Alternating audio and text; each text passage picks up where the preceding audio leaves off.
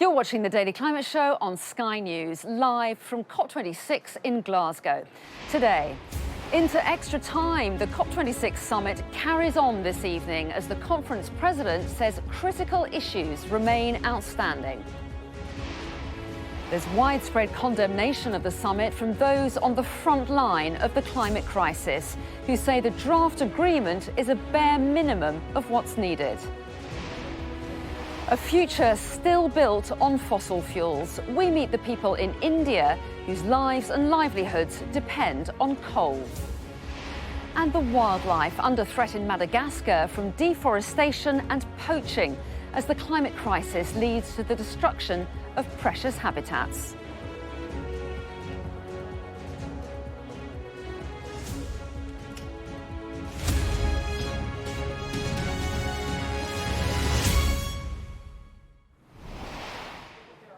Hello and welcome to the Daily Climate Show, live from the heart of COP26 in Glasgow, as the summit here continues past its scheduled end time of 6 p.m.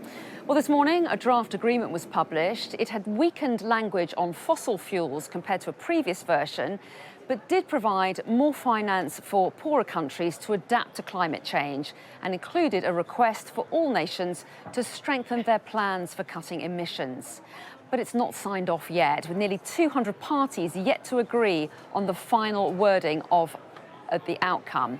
So let's go live now to our climate change correspondent, Hannah Thomas-Peter, who's here in Glasgow too. And Hannah, what's happening now then? How close are the various parties to an agreement? Well, after that closing plenary session, we heard from 38 different countries, all putting forward things they did agree with and things they did not. They kind of came out and scattered to the four corners of this massive complex where we are here for COP26. And they went into individual meeting rooms. There have been a flurry of intense negotiations around a couple of key points, and they are the same points that have been haunting this summit. Progress being made on adaptation finance for poor nations, progress being made on perhaps, just perhaps, keeping language around phasing out fossil fuel subsidies and unabated coal. That's a surprise. Progress being made, I think, on agreeing to a timeline to come back by the end of next year or early 2023 with better commitments to reduce carbon emissions. But there are some areas where progress is slow. That is around the issue of poor countries being paid for loss and damage associated with climate change. Really difficult to get America in particular to agree to a sort of open-ended repayment system that is being pushed for by the poorer nations, and still some wrangling about how all the countries here are going to report on an annual basis the progress they are making. That might sound all very technical, but these things have continued to be an issue in the months and weeks before this summit. They are an issue right now. Alok Sharma, the president of this summit, has to hold his nerve now and bring consensus together, because the end of the summit is nigh and the clock is ticking for him to get everybody to agree to these crucial and difficult issues. Yeah, there's still a lot of work to do. The text that's on the table, I think, is for where we were. I think it's the best possible output for this COP, but it's the bare minimum that we need to leave with, certainly on the ambition front and the mitigation front. Going to wrap up by 6 p.m. or are we in for a long night? I have my sleeping bag. We've got a lot of work to do tonight. Where in particular? We had it in the room. Adaptation finance, loss and damage. Just bringing the ambition from developing nations and developed nations together to make sure that everybody gets a fair deal. If there is an improvement in the text on finance, will that derail this agreement? There will be. We're still moving. Still moving in the right It direction? could get stuck, but I think we're just in for a long night. It's always like this. Warnings of a long night. What next? Well, a new cover agreement text, which may not be the final version. I think this is going to be a very long 24 hours. Indeed. Hannah, thanks very much indeed. Well, our science and technology editor, Tom Clark, has all the latest on today's developments now.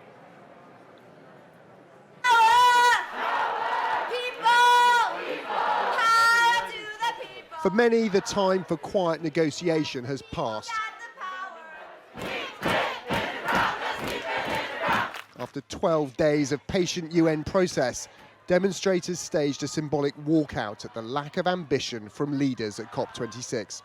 Governments aren't listening to us, and we want to say that the outcomes here are not going to be just. We want to see action where all the demands are met and the fossil fuels are kept in the ground. We've got to be going a lot further and a lot faster at this point. There's a massive disconnect between what these activists are calling for and what's actually being reflected in the text being negotiated here in Glasgow. The elements of it are actually quite radical as far as the UN process goes. The question is, will those elements survive to the end? After pulling an all-nighter corralling groups of divergent negotiators, COP President Alok Sharma now has to rush nearly 200 ministers to agree positions before time runs out. We need to all get back to work.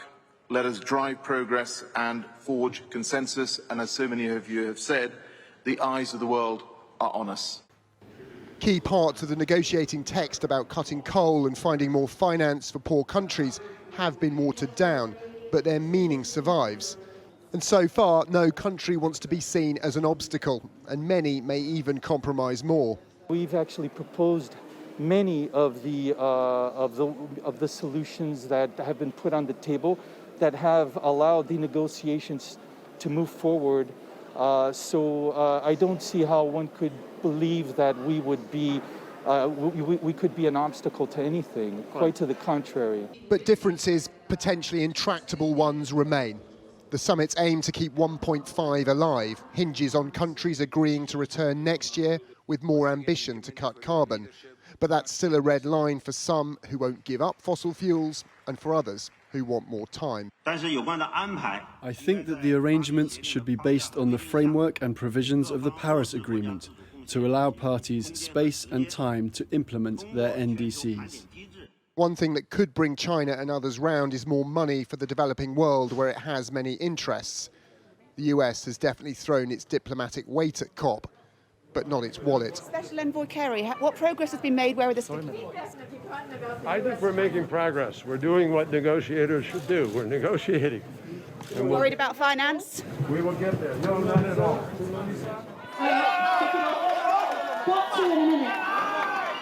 Outside, some protesters tried to climb the miles of fencing surrounding COP26.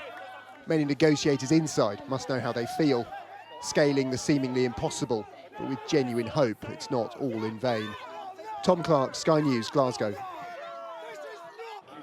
Let's take a look now at some of the other reaction to today's draft agreement from COP26. And Indigenous environmentalists have criticised the climate summit. 20-year-old Takaya Blaney from the Klamin Nation in British Columbia represents the Indigenous people's constituency. COP26 is a performance. It's an illusion constructed to salvage capitalist economies rooted in resource extraction and colonialism. I didn't come here to fix the agenda, I came here to disrupt it. We will outlive these empires that were built on our genocide. Our ancestors survived many apocalypses. And when we talk about this climate apocalypse, you know, we're gonna survive it too, but it's gonna come from the people.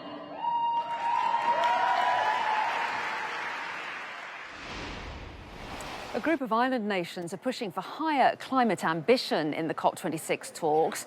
They say the final deal needs to include stronger action to mitigate the loss and damage caused by climate change. We need to level up, not fall back in this final stretch. We're going to fight hard for the ambition in here and to build on this text and fight for greater ambition, particularly on loss and damage.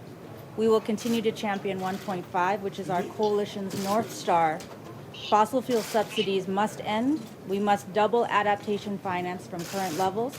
Loss and damage is too central for us to settle for workshops.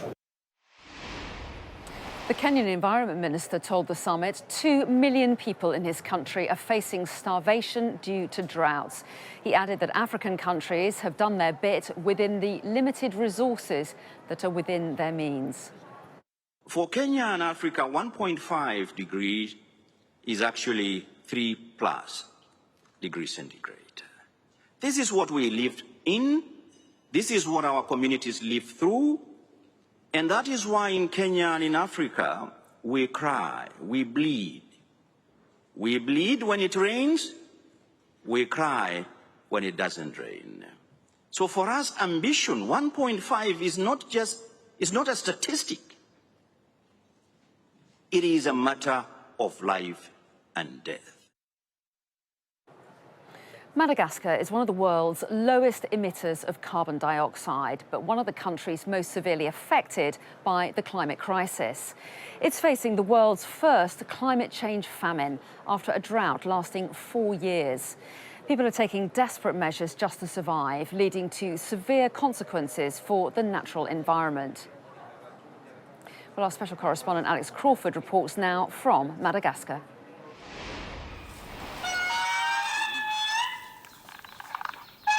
It's the call of the singing lemur, recorded and played out on the phone he's holding. The Indigenous are the only mammal besides humans who use patterned rhythm. It's their way of communicating.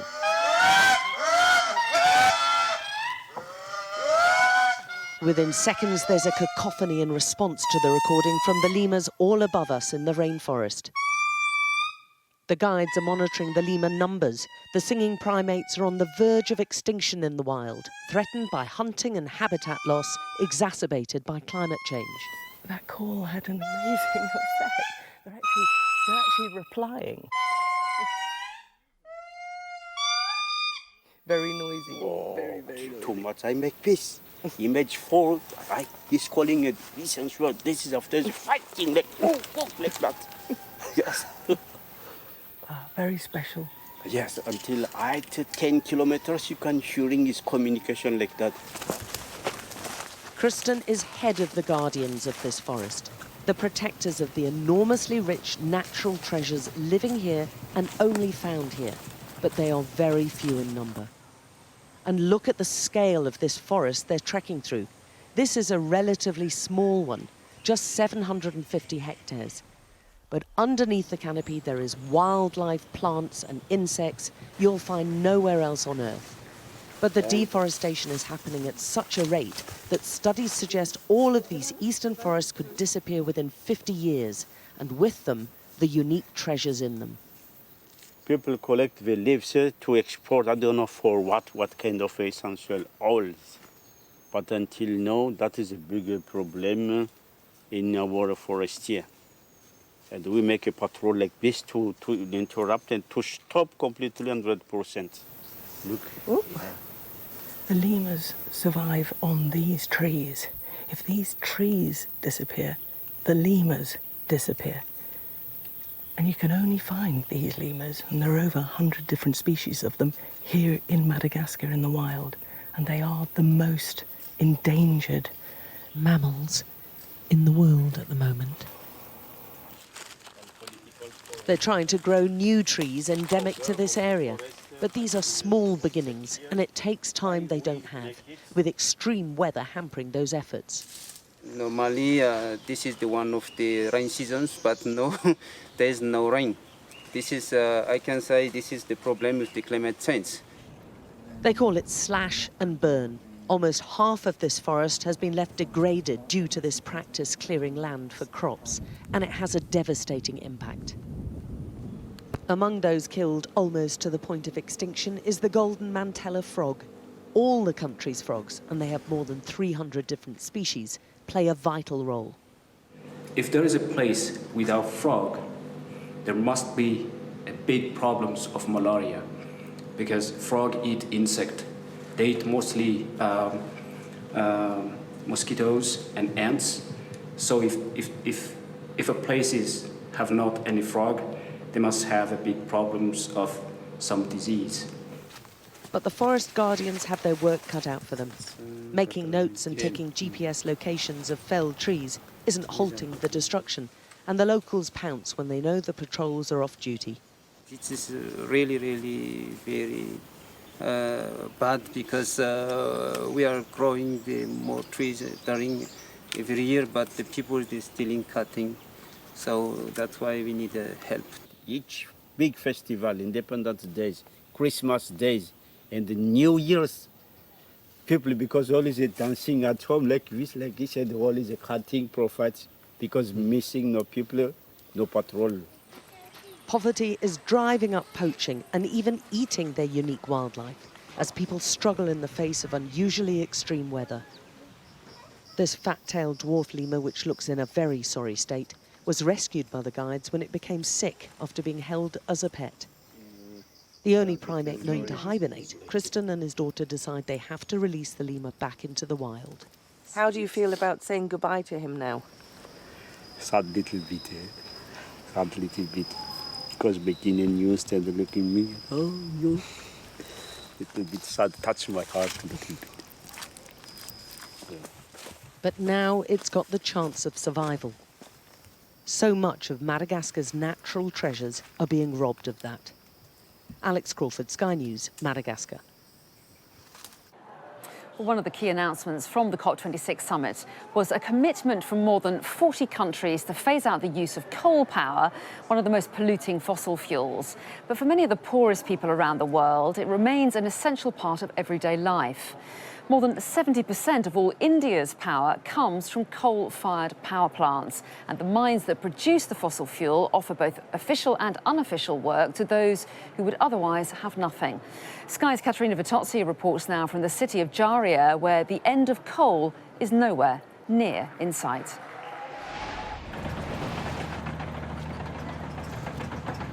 They are here every day from dawn until dark, dodging bulldozers and tipper trucks for this.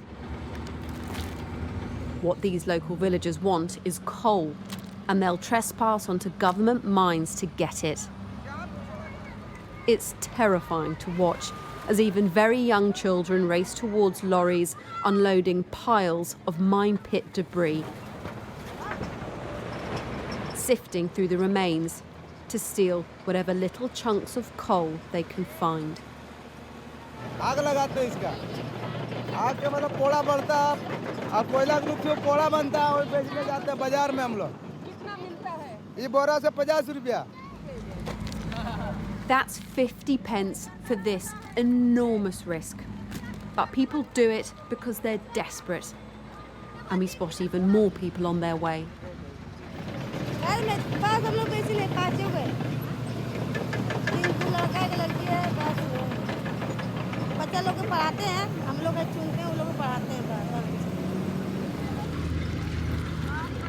This is happening in the plain view of all the people who are officially working here. You know, they can see what is happening, and it happens every single day.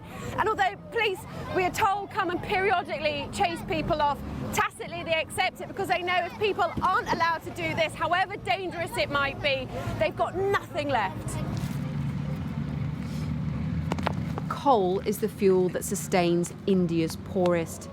It's cheap, accessible, and here, plentiful.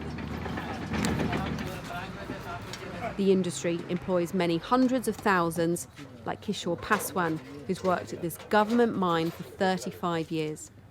ये हमारा जो कोयला है पूरे हिंदुस्तान में बिजली उत्पादन का काम करता है, पूरे रोशनी देता है, इसलिए मुझे फील है कि मैं एक हिंदुस्तानी हूँ. I'm proud of India. Despite India's new 2070 net zero date, there's no clear targets for coal. And workers at this mine tell us they've been told to extract more. Because although India has ambitious plans for renewable energy, lifting millions out of poverty means power now, and lots of it. When the world is saying we've got to stop burning things, we've got to stop using coal, is there a way we can do that and balance that without sacrificing these communities? ये इनका livelihood इसी पर dependent है. Government चाहे mining करे चाहे नहीं करे, गवर्नमेंट डू माइनिंग और don't do mining, but they will do their mining by their own. So without coal, the entire area cannot exist. And as toxic as this air is, the villagers living next to these mines don't want to move. The coal dust is filthy, clings to their lungs, but this is everything to them. कोयला चुन के नानता है तो खाता है, नहीं तो भूखे रहता है। बाल बच्चा देखिए कैसे करके रहता है, ठंडी के मौसम है, देह पर कपड़ा नहीं है, बाल बच्चा के खाने की व्यवस्था करेगा कि कपड़ा लत्ता की व्यवस्था करेगा। COP leaders tell us the end of coal is in sight. But here it will place a huge demand on people who care more about their family's short-term survival than the global climate crisis. Katerina Vitozzi, Sky News in Juriyar, India. Well, we're discussing all the day's developments now with Farhana Yamin, who's international lawyer and climate activist, who's been to virtually every big climate summit over the past 30 years, often as a negotiator, and Kaveh Gillenpour from the Centre for Climate and Energy Solutions and former senior advisor to the UN Secretary-General's climate team. So just the people we need to be talking to. Kaveh, to you first of all, nearly an hour after the scheduled end of this summit, where are we? What's happening now? Well, I think we're really in the end game of the COP, and as expected, the COP presidency's put forward a text. It was a revision from the first version, and we had what's called a stock-taking plenary with many ministers from around the world present to take a first view of that text. And from my perspective, I think that the two main messages that came out of there were, first of all, everybody spoke about the importance of keeping 1.5 alive. That's definitely the new standard. And also, everybody said that they could work with the text. So I think that's a really good sign at this stage in the COP. Would you agree with that, Farhana? Because there have been problems around finance, around carbon markets, around the mention even of coal. So do you think that they've got over those particular problems? I think that, they've given very clear instructions to the COP presidency team to come back with revisions. And those big issues are very thorny. We've been dealing with them for a long, long time. So I think there's a long night ahead, possibly a night and a half, I think. Yeah. A night and a half. So when do you think it's going to wrap up? I can't, unless money is put on the table for like loss and damage, unless there's a very clear pathway to parties coming back year on year to complete the gap, to bridge the gap that there now is between 1.5 and 2.4, which is where we are. I don't see, delegations from the Global South giving up. Well, that's interesting. And Kaveh, if we do end up with a document that looks a bit like the last draft that we've seen, can this COP be deemed a success? Has 1.5 been kept alive, in your view? I think we heard from Minister Steele on your show just a few moments ago, who's been right in the heart of those negotiations and who is from a vulnerable developing country. Grenada. Yes, and I think he captured it well, that this is probably the best that we could get, but it's the least that we can leave here with. So, I mean, to borrow what others have said, I think 1.5 would be alive, but on life support. So the work would really need to start after this COP to really accelerate ambition.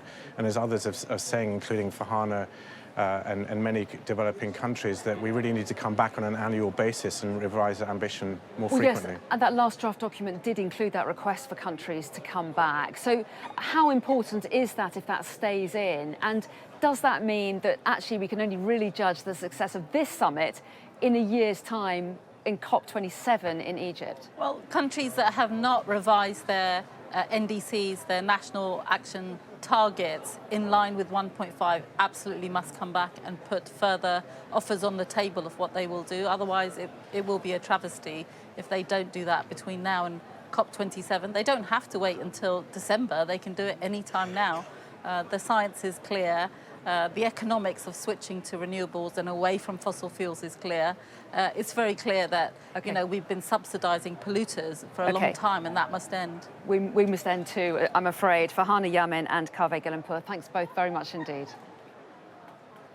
So don't forget, there's a new episode of Climate Cast every day from COP26. You can find them all wherever you normally get your podcasts from.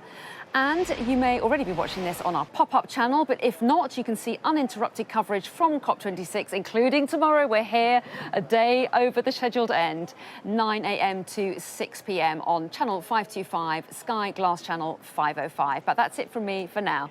Goodbye.